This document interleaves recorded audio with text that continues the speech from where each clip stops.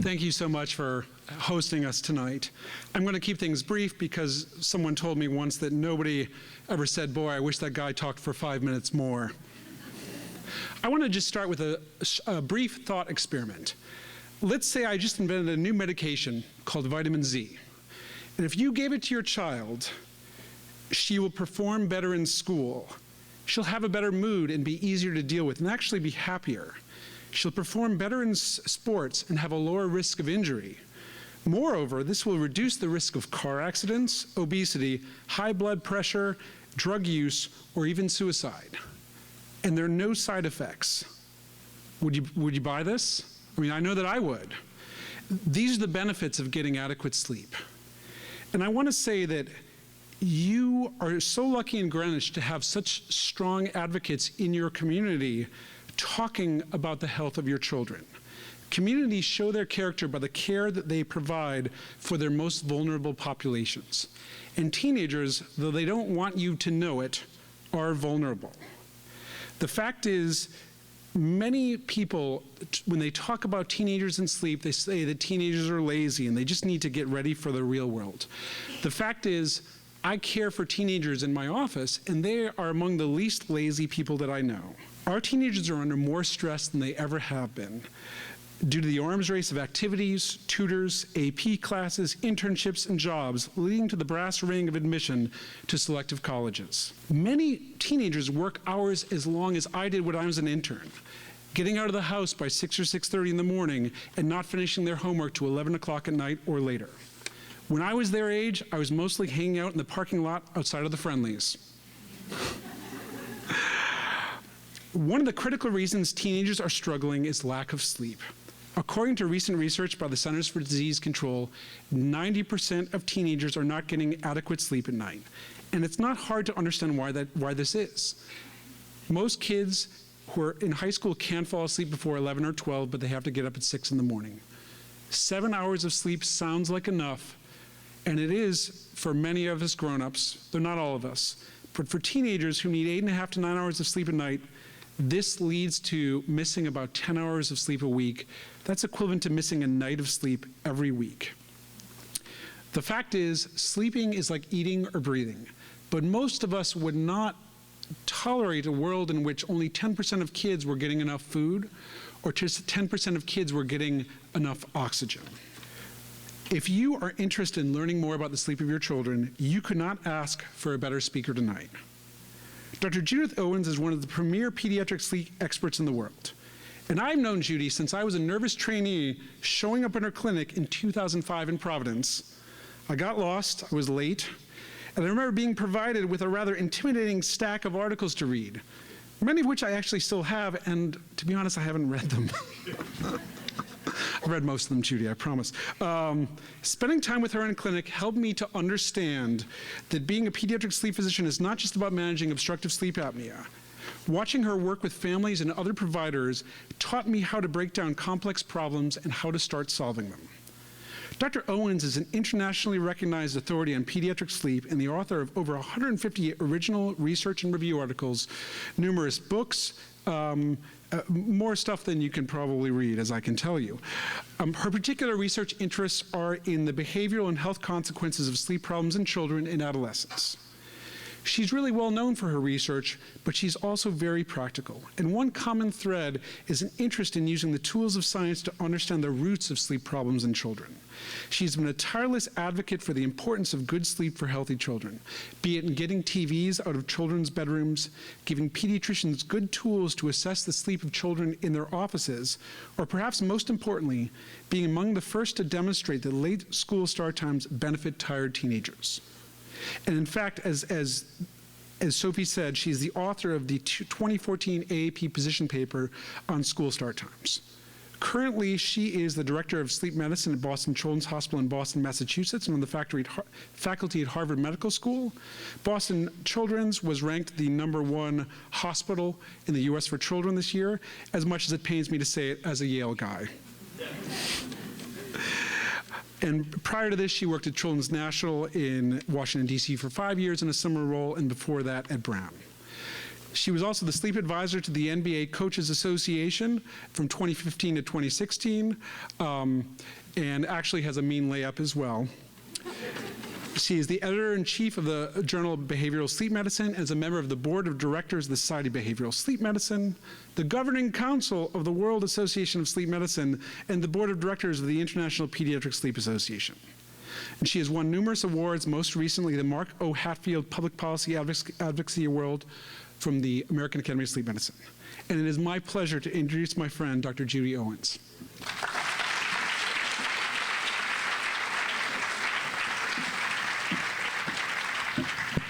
Well, thank you so much for that kind introduction. I left my tiara at home, unfortunately, but I do appreciate the invitation to come to speak with you tonight and to hopefully open up a dialogue. I know there's been a lot of discussion about adolescent sleep in this community, and I applaud you for looking at this issue seriously, and hopefully what I have to say will be of interest and will spur further discussion as time goes on. So the overview of this presentation, as Craig has already intimated, that sleep is absolutely imperative for good health. And hopefully I'm going to demonstrate to you this evening why that is. I want to talk a little bit about circadian biology and what happens in adolescence in terms of sleep patterns.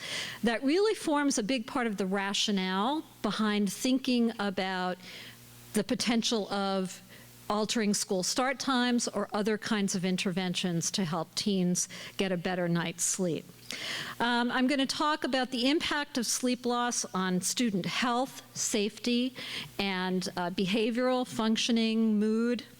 And then spend some time really from a practical standpoint talking about what schools, parents, and the teens themselves can do to address the sleep problems that exist.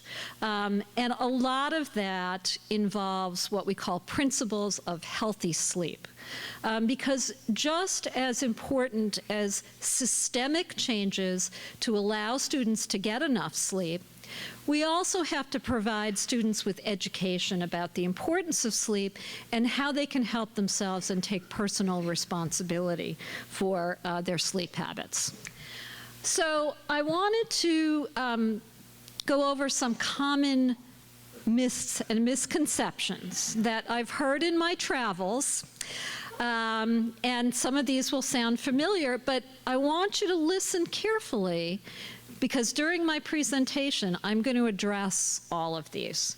So first, well, you know, teens would go to sleep earlier if their parents just set limits and made them do it, right?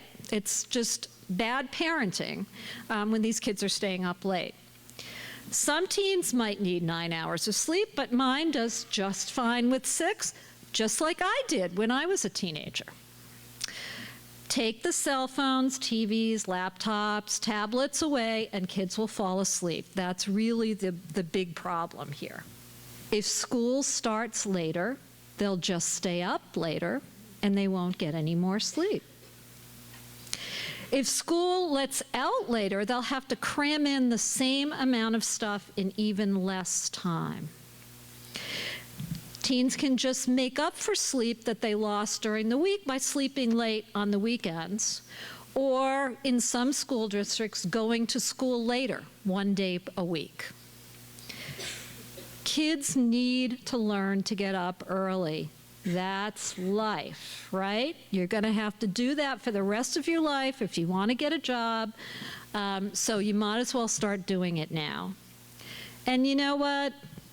Whatever, they'll survive. They'll be okay. So let's see. As we mentioned before, sleep is essential to health, safety, productivity, and well-being. And here's an important concept. It's not just how much sleep you get to meet your sleep needs, but it's appropriately timed sleep that is equally important. And I'll talk in a minute about what I mean by that. And these concepts are just as important to good health as getting good nutrition, getting physical activity, and all those other things that we teach kids about to improve their health. And unfortunately for us human beings, the only thing that replaces sleep is sleep. Not coffee, not resting your eyes, not yoga, although yoga is very good, but when we shortchange ourselves of sleep, there's no way to replace that.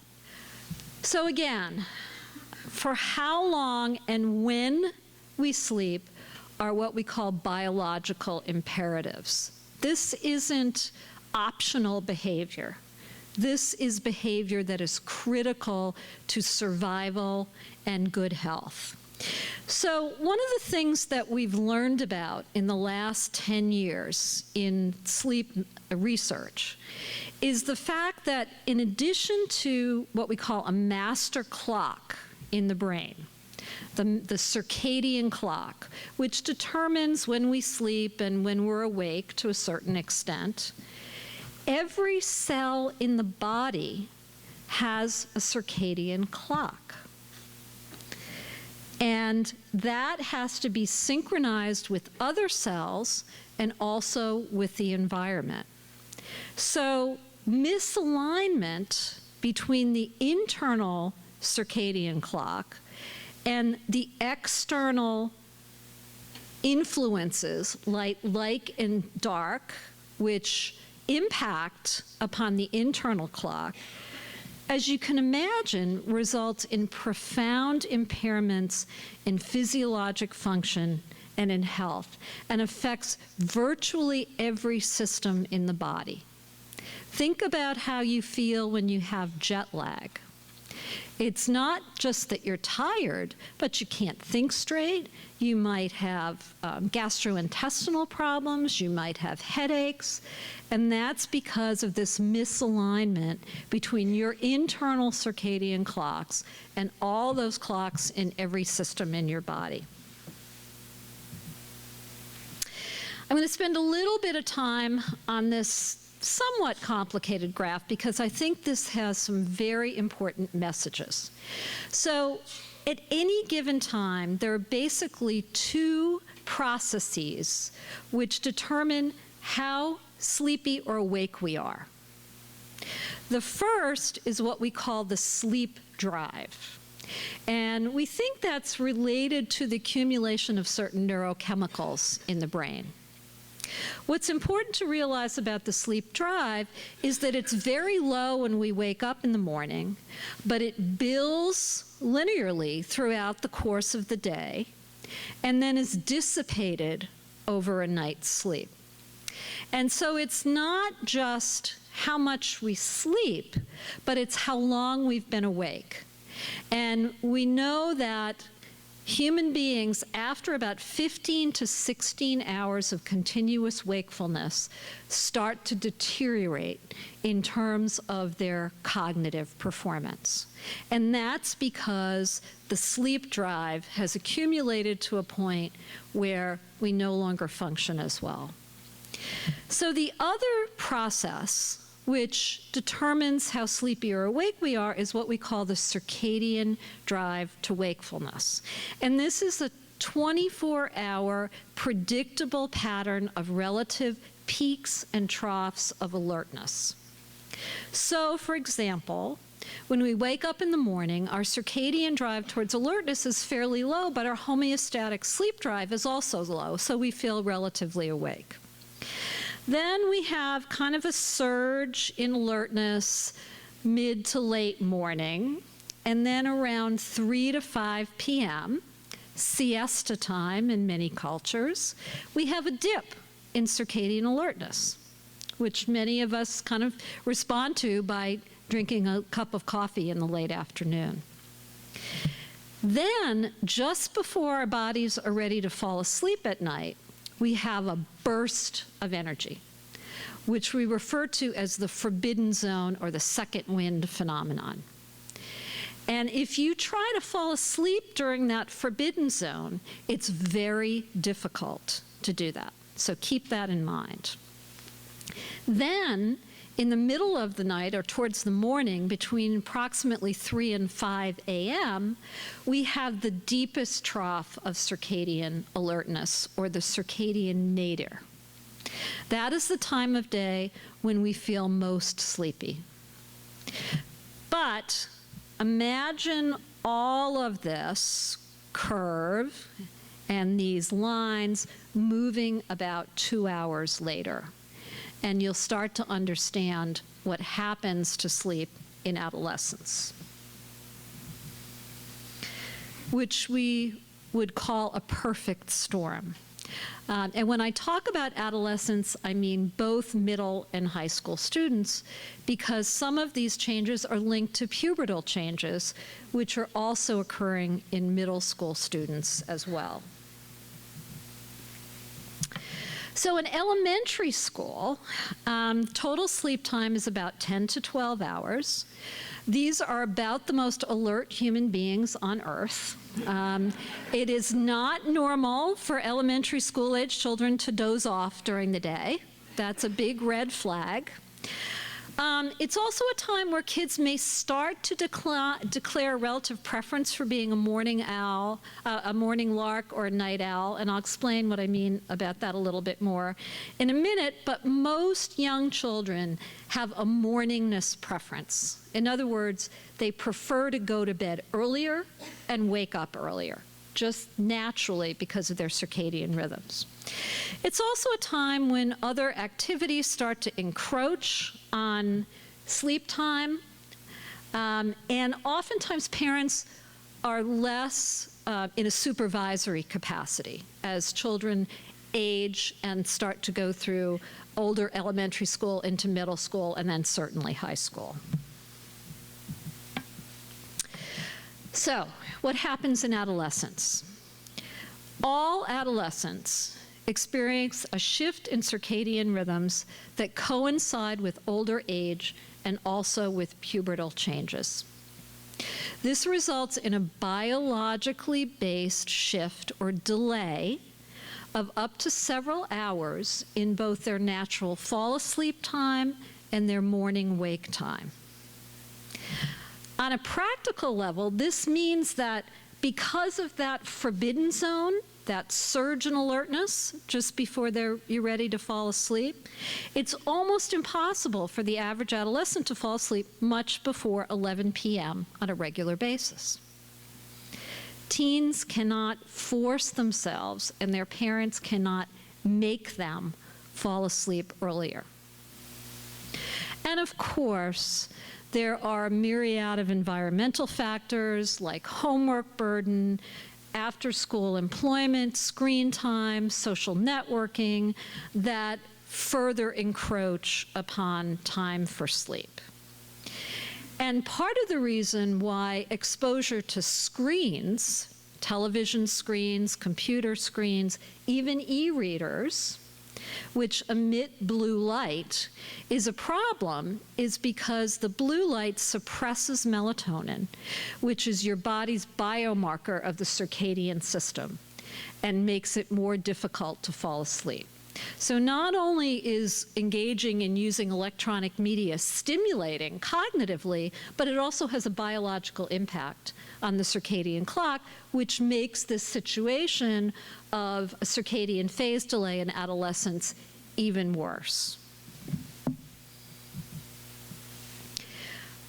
In terms of wake times, adolescents are also biologically programmed to wake up at around 8 a.m. or later. And early start times for school require teens to wake and function during what is for them that circadian nadir. So remember that typically occurs in adults between 3 and 5 a.m. Well, that gets shifted a little bit later. So we're asking students to wake up and function at a time when their brains are telling them loudly and clearly to be asleep. If that wasn't bad enough, early wake times selectively rob teens of a stage of sleep called REM, or rapid eye movement sleep. REM sleep is concentrated in the latter third of the night, and REM sleep is absolutely fundamental to memory consolidation and learning, particularly of new information. So we're asking these kids to get up at the wrong time, when they haven't gotten enough sleep, and when they haven't gotten the stage of sleep that is most critical for their ability to learn in school. A triple whammy, if you will. So what do adolescents do? They try to make up sleep on weekends. So we see this increasing discrepancy between bedtime and wake times on school nights and on non-school nights. And that variability in sleep patterns in and of itself has been shown to be associated with learning problems and behavior problems in the school setting. So it's not even just the amount of sleep and when you sleep, it's how much variability there is night to night in your sleep that all matter. Is sleeping in on weekends adequate compensation for weekday sleep loss? No, because it doesn't improve your alertness Monday through Friday, and it doesn't reverse any performance impairments. And in fact, you could argue that it makes things even worse, because it further exacerbates this mismatch between the adolescent circadian clock and the environment. And they've actually done experiments in which they've shown that the melatonin secretion in the evening shifts even later when teens sleep in on weekends habitually.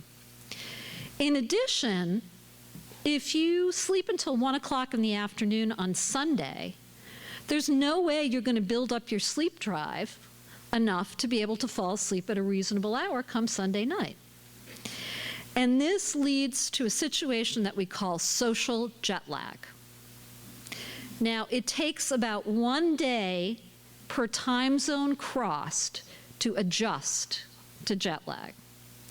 So we have these kids who are essentially flying from Connecticut to LA and back every weekend. They're asking their bodies to shift 3 hours in one direction and then shift 3 hours in the other direction. And you know, it's always more difficult flying eastward because the human circadian clock is a little bit longer than 24 hours, and it's harder to make yourself fall asleep earlier. So it takes till Thursday or Friday to kind of adjust to this, and then the whole pattern starts all over again.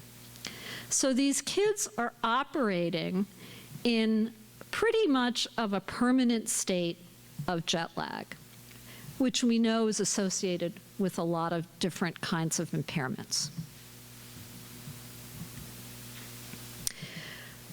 So for optimal health, safety, and achievement, the average sleep the high school student needs is about 8.5 to 9 hours of sleep.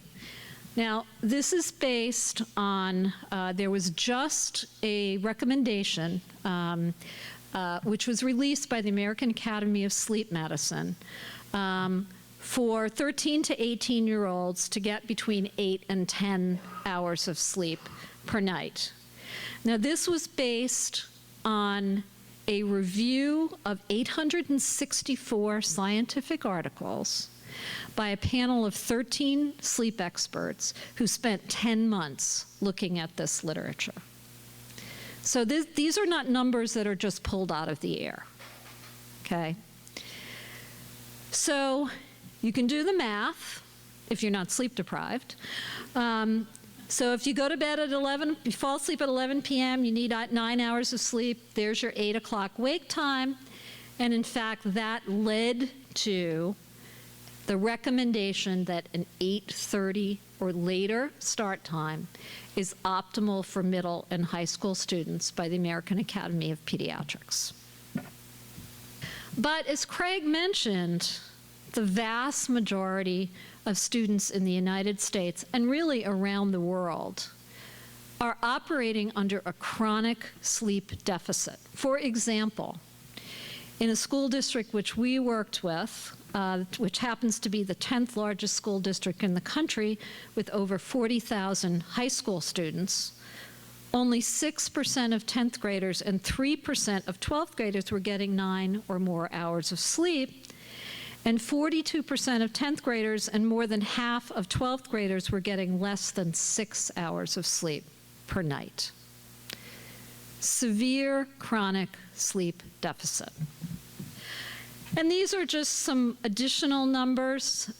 This is from a CDC, the National Youth Risk Behavior Survey, which is administered to middle school and high school students around the country, and just, again, illustrates the fact that the vast majority of high school students are getting far less than the sleep they need, and those getting what we would consider to be an optimal amount is a very small minority. And this also illustrates the point showing that, in addition, the higher in grades you go, the less sleep you get. So by the time you're an 11th or 12th graders, you're probably getting less sleep than you ever will in your entire life, hopefully, but that may not always be the case. But when you think about it, not only are these kids being exposed to this really severe level of sleep loss, but it lasts for 4 to 7 years.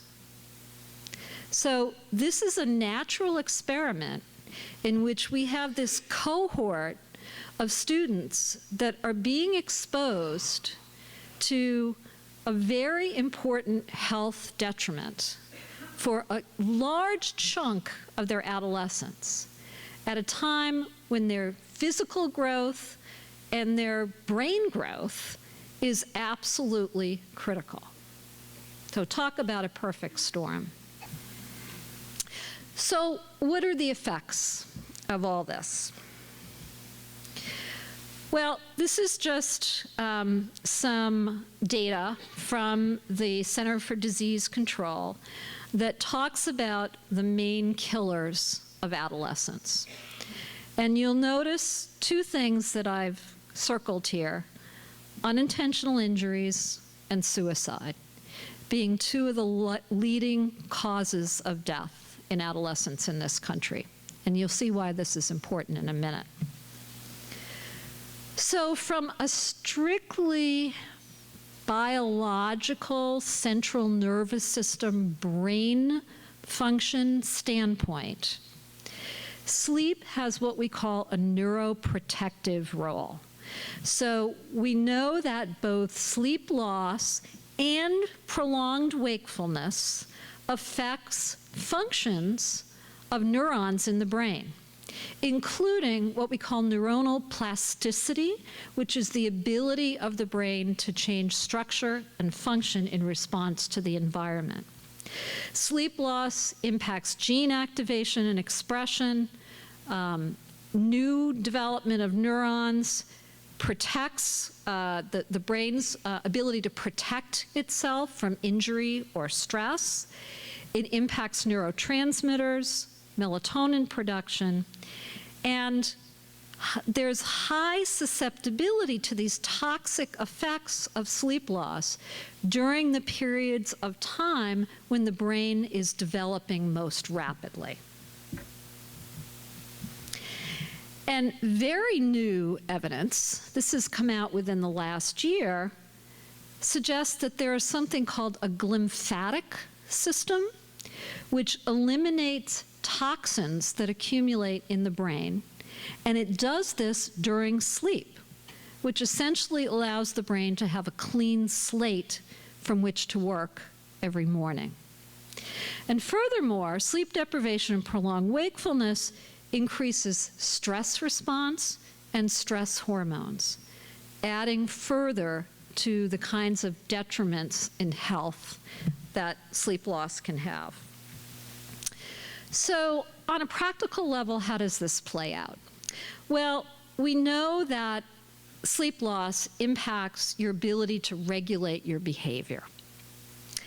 And in particular, when you do experimental studies where you bring healthy young individuals into a sleep lab and you restrict their sleep to 4 hours, for example, and then you both measure their performance on neurocognitive tests, but you also actually look at their brain function in real time by doing something called functional neuroimagery, which you see these pictures here are actually taken from an adult with ADHD.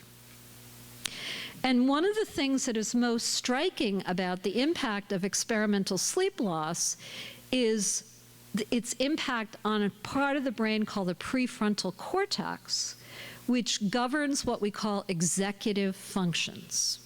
These are things like decision-making, problem-solving, motivation, being able to reflect on your behavior and change it according to anticipated consequences, modulation of emotions, inhibiting behavior.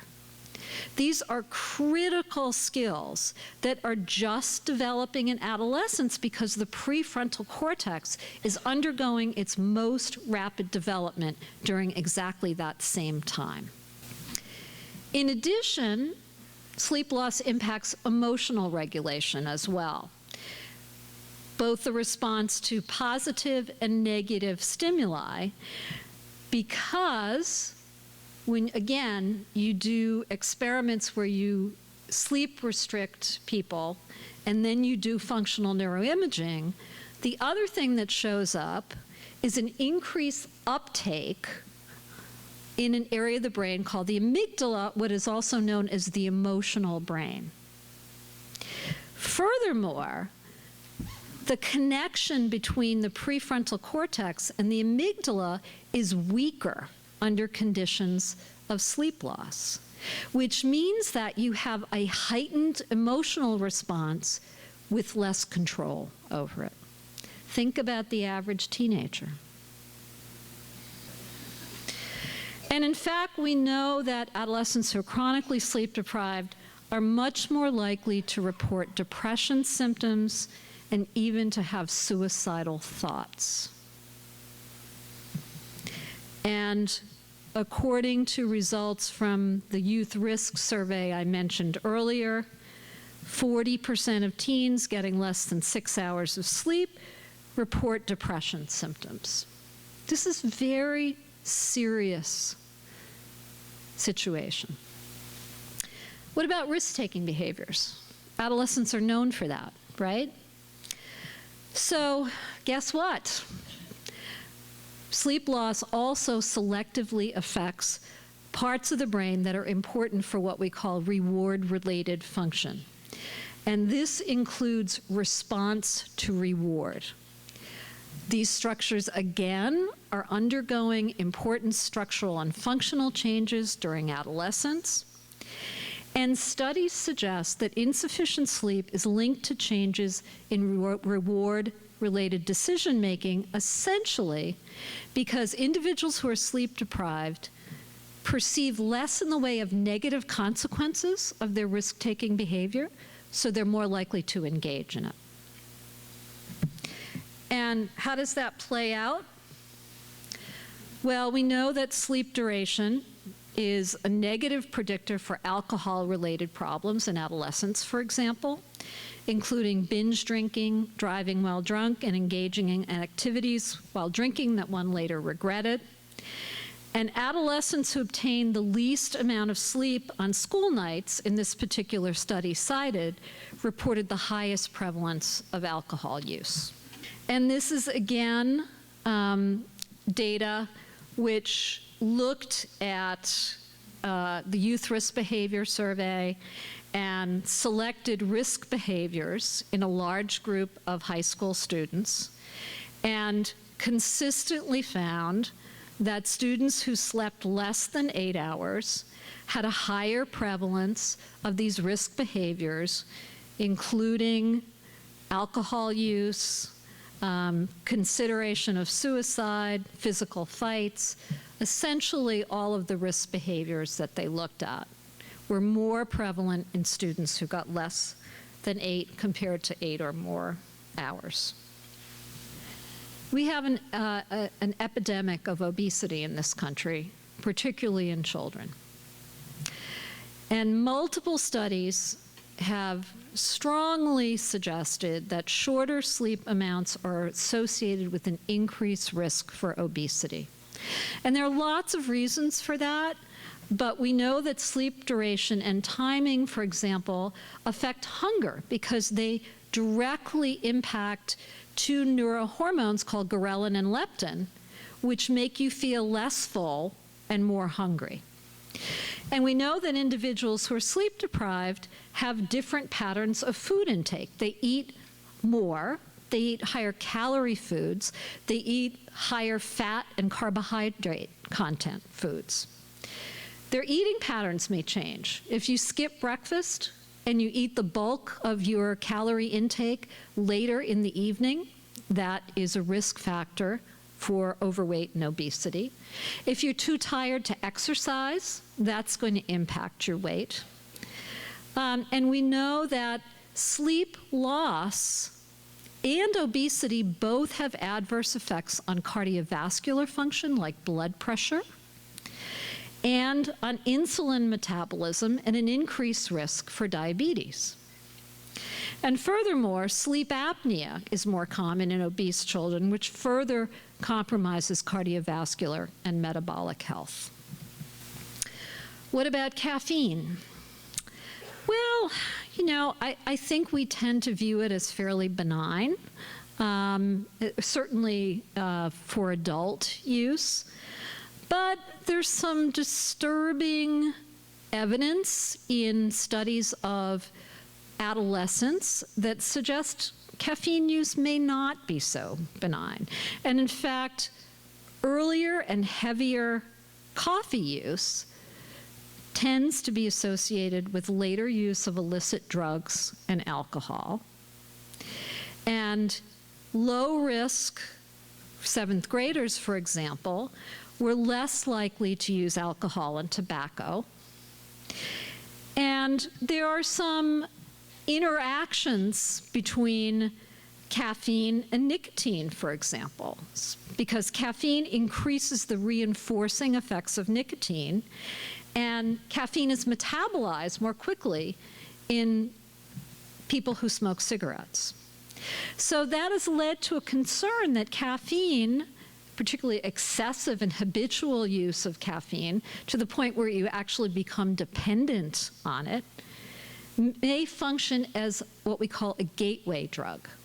So it increases the risk of subsequent non-medical use of drugs like stimulants.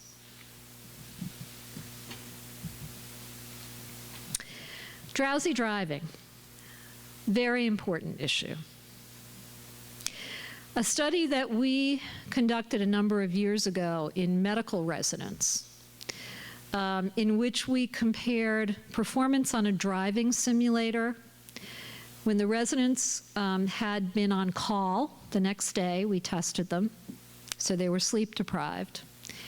And at another time, we also tested them when they had been given enough vodka to raise their blood alcohol level to moderately intoxicated. And they performed as badly or worse in the sleep-deprived condition as they did when they were moderately intoxicated.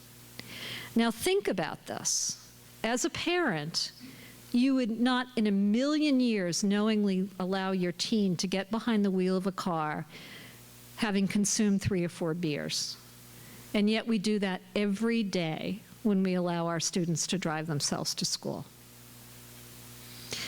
We know that young drivers, especially males, are involved in a high percentage of fatigue-related traffic crashes. And in general, fatigue-related crashes are underreported, partly because law enforcement officials are not taught to ask about sleep as a factor. There's no breathalyzer test for sleep loss.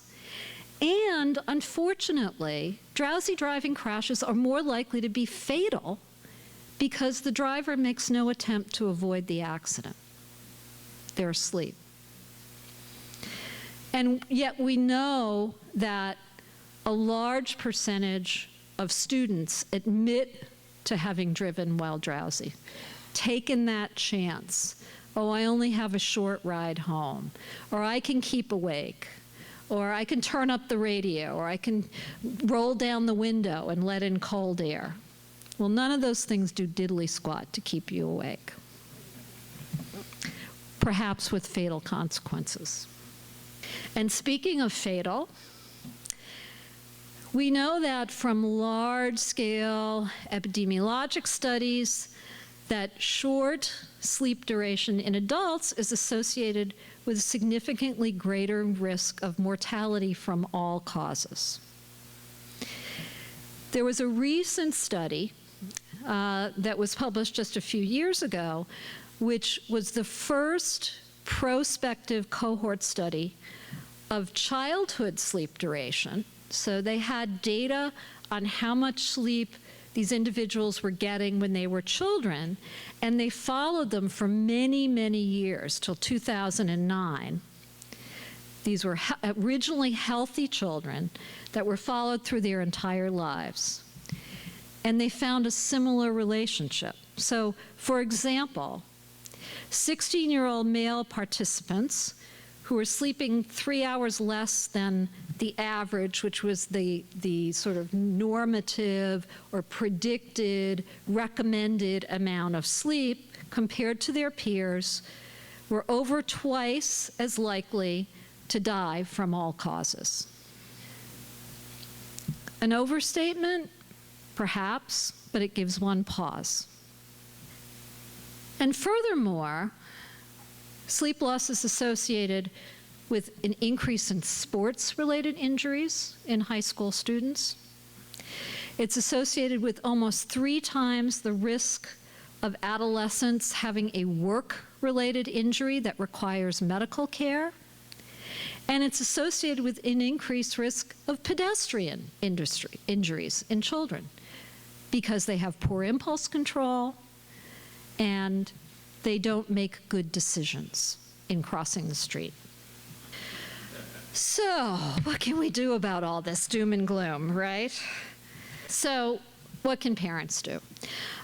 First of all, knowing what the signs of insufficient sleep in children and adolescents look like. And what I will tell you is if your child or adolescent does not wake up spontaneously at the time that they're supposed to, or if they sleep longer when allowed the opportunity, that means they're not getting enough sleep.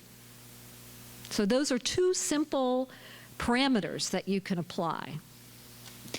Providing a sleep-friendly home environment, which means being a good role model yourself in regards to sleep. Making sleep a priority in the family. Establish limits, not as easy to do, on after-school activities and jobs which encroach into time for sleep. Limit caffeine use, and the one thing we can hold over our teenagers are the car keys. No Z's, no keys. Be aware of the amounts and possible sources of caffeine. If you want a little shocker, go to a website called thinkgeek.com, which advertises that it has every possible caffeinated vehicle that you can think of, including caffeinated chapstick, soap, beef jerky, popcorn, candy, gum, water, etc., etc., etc. Monitoring your child's caffeine intake, and if it's too high, and it's not always easy to find the caffeine content of your favorite beverages. They're oftentimes not labeled, but there are really good websites that you can Google that give you the caffeine content of all kinds of brand name products. So develop a plan to cut down. be a good role model yourself, encourage caffeine-free beverages, and don't allow your teenagers to use caffeine as a substitute for sleep, for a lot of reasons that I've already cited. What can students do? Well, they can know about principles of good sleep habits. So these are practices which first help to promote sleep regulation, what I talked about earlier, the circadian rhythm and the sleep drive. So having a consistent sleep and wake pattern so that weekday and weekend sleep patterns, bedtime and wake time, our rule of thumb is shouldn't be more than an hour later on weekends than it is during the week. Tough to enforce. Keeping a regular schedule of daily activities also helps to bolster your circadian rhythms. You want to avoid bright light in the bedroom at bedtime and during the night. And by the same token, you want to increase light exposure in the morning. Many teenagers that I see are like living in this cave-like atmosphere, and they don't want any window shades up, they don't want any light whatsoever in the morning, when in fact that's exactly what they need to try to help them wake up. What about napping? Just to put in a little plug.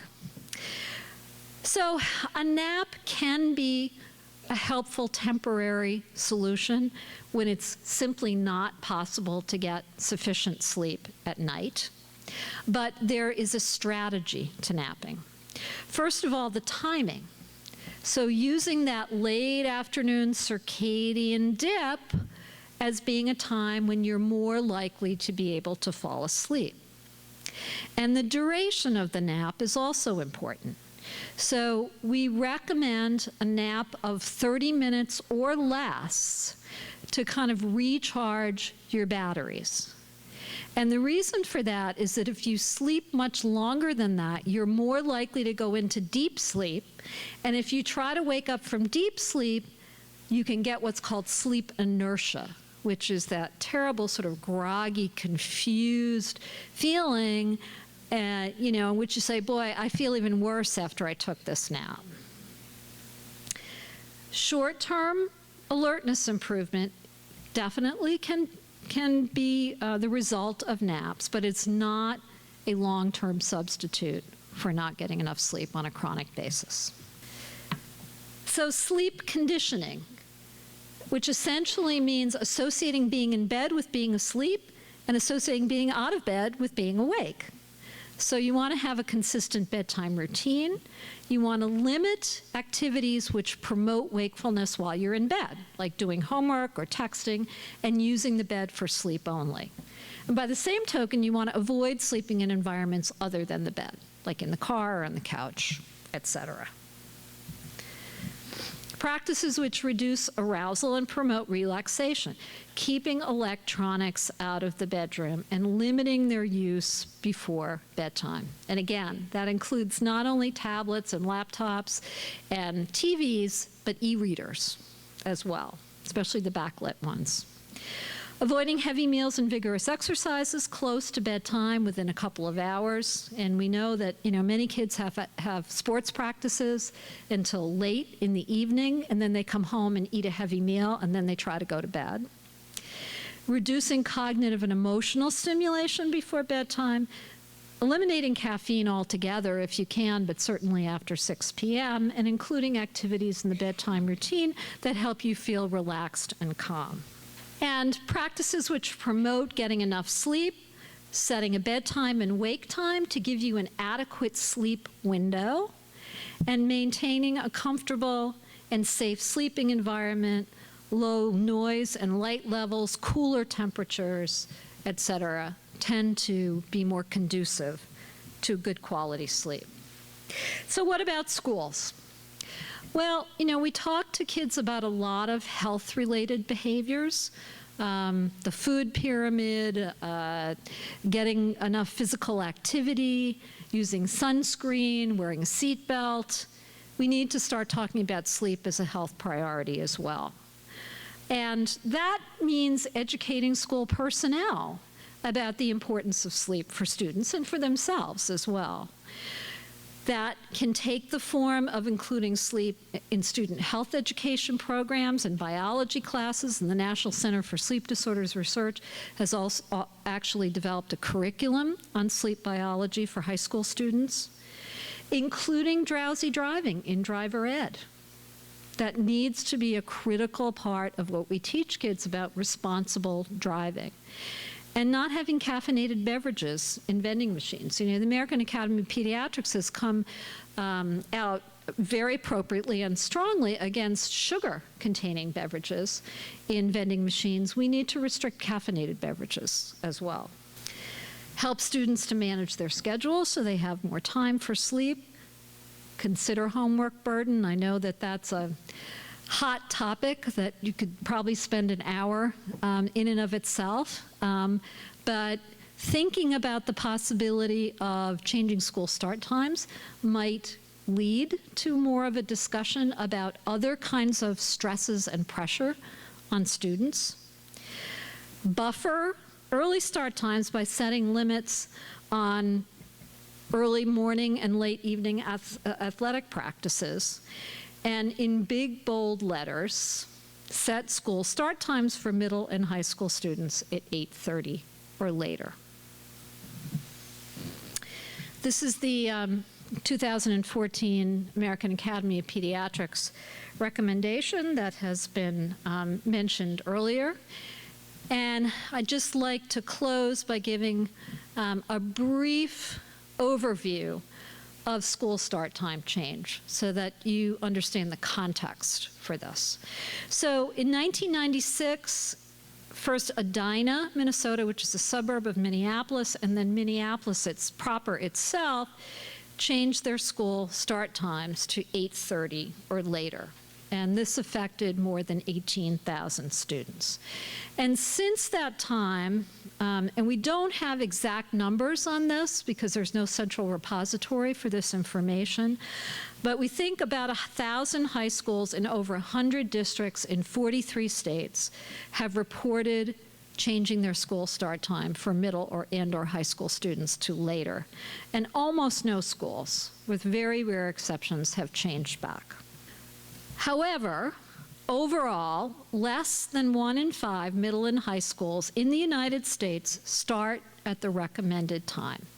And this impacts over 20 million students in the United States. In Connecticut, I'm afraid your track record is not very good. The average school start time is 7:46, and over 95% of public middle and high schools start before the recommended 8:30. Over 70% start before 8 a.m. and 14% before 7:30 a.m. We know from some studies that students in earlier starting schools are more likely to belong to an ethnic minority, to be eligible for free lunches, and to have parents with a lower level of education.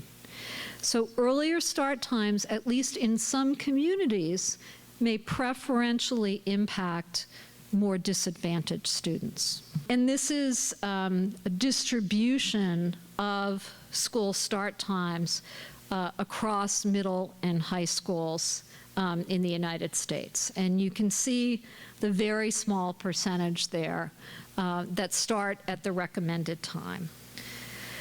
So what happens when you move school start times to accommodate student schedules, inherent natural schedules?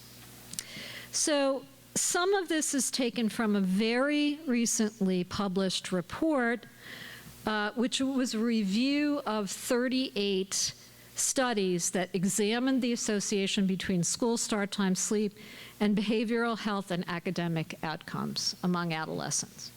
So the first thing is bedtimes remain the same, or in some studies have actually shifted earlier. In a study that we conducted in an independent school, which had a half-hour delay in start time from 8 to 8:30. The students on average got 50 more minutes of sleep because their bedtimes on average also shifted 20 minutes earlier. Now, this was unexpected, and we don't know for sure why this happened, but we heard two things from students. One is, I felt so much better getting that extra half hour of sleep that I was motivated to go to bed earlier. And number two, I got my work done faster because I didn't keep falling asleep while I was doing my homework. So maybe what students take 5 hours to complete in terms of homework would only take 3 or 4 hours if they were well rested. Because human beings sacrifice efficiency for accuracy when they're sleep deprived. They get the right answer, but it takes them a lot longer to get there. So when start times change, students obtain significantly more sleep, particularly that critical morning REM-dominant sleep. The later the start time, the greater the sleep amounts, but even a 30-minute delay can result in significant improvements, particularly if the endpoint is at 8:30 or later. And students report less daytime sleepiness, like doing homework. In terms of school performance, attendance goes up, tardiness rates go down, dropout rates decline, standardized test scores improved, grades improve. In a recent study of 6 schools, 5 of them showed a significant increase in grade point average before and after the start time change in core subjects like English, math, science, and social studies.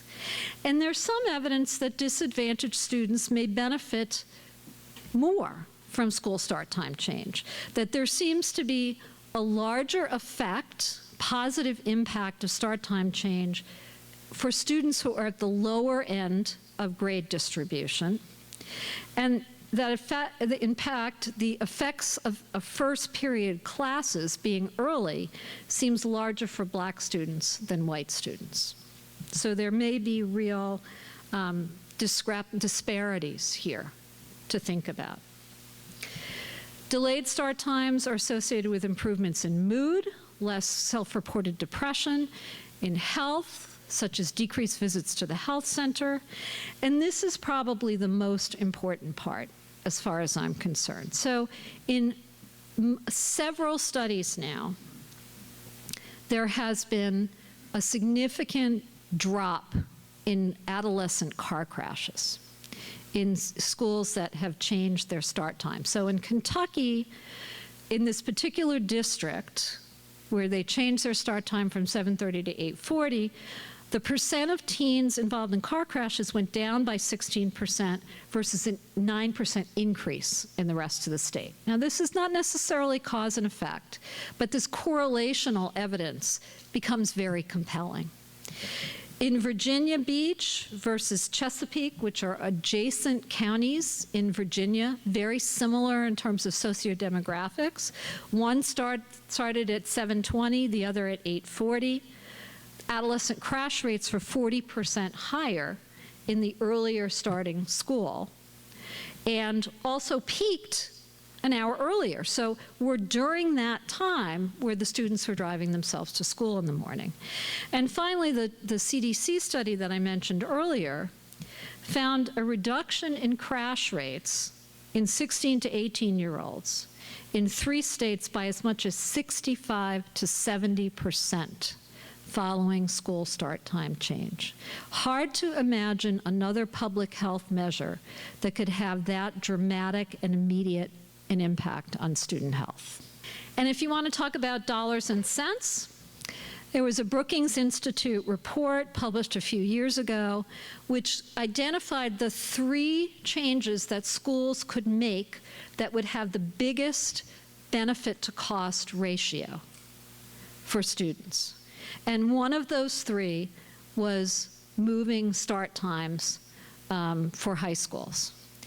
And they came up with a benefit cost ratio of 9 to 1, that was based on an estimate of the cost per student to implement the cost change, which was largely around transportation, compared to the increase in projected future earnings per student due to an improvement in test scores. And the statement was made in this report that a later start time of 50 minutes in our sample has the equivalent benefit of raising teacher quality by roughly 1 standard deviation. So a significant positive impact. So that's what I have to say.